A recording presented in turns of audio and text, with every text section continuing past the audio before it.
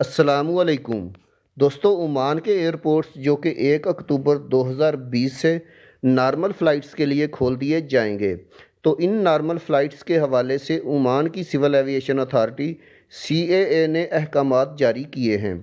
Civil aviation authority نے 1 اکتوبر سے year lines کو اپنے موجودہ طے شدہ مقامات پر ہر ہفتے 2 پروازیں چلانے کی اجازت دی ہے، یعنی کسی بھی ایئرپورٹ کے لیے ایئر لائنز ہفتے میں صرف 2 فلائٹس ہی آپریٹ کریں گی۔ ابھی تک ایئر لائنز کو محدود شرح پر ہی پروازیں چلانے کی اجازت ملی ہے۔ ہو سکتا ہے آنے والے دنوں میں عمان کی سول ایویشن اتھارٹی زیادہ پروازیں چلانے کی اجازت دے دے، لیکن فی الحال ایئر لائنز کو کسی بھی مقام کے لیے ہفتے میں 2 پروازیں ہی چلانے کی اجازت ملی ہے۔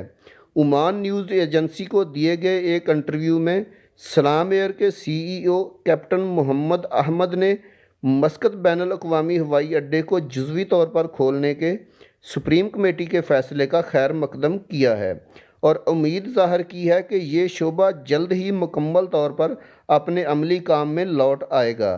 انہوں نے کہا ہے کہ سلام ایئر اپنی سابقہ منزلوں پر اپنی پروازیں چلانے کا ارادہ رکھتا ہے، یعنی جہاں جہاں پہلے سلام ایئر کی فلائٹس جاتی تھیں ان تمام مقامات پر سلام ایئر فلائٹس چلانے کا ارادہ رکھتا ہے۔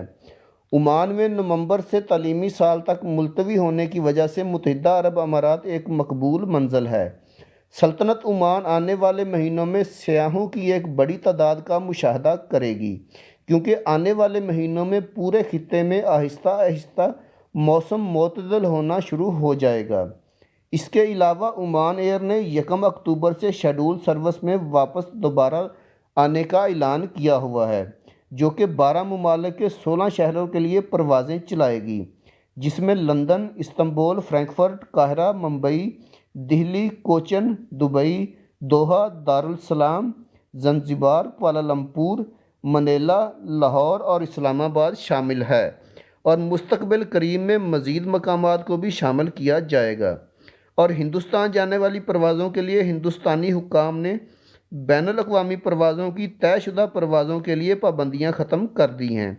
شیڈول سروس میں مسقط اور قصب کو بھی مربوط کیا جائے گا۔ دوستو، ویڈیو بنانے کا مقصد آپ لوگوں کی رہنمائی کرنا ہے۔ ویڈیو اچھی لگی تو لائک کر کے چینل کو سبسکرائب ضرور کر دیجئے گا تاکہ آنے والی انفارمیٹیو ویڈیوز بر وقت آپ کو مل سکیں۔ اللہ حافظ۔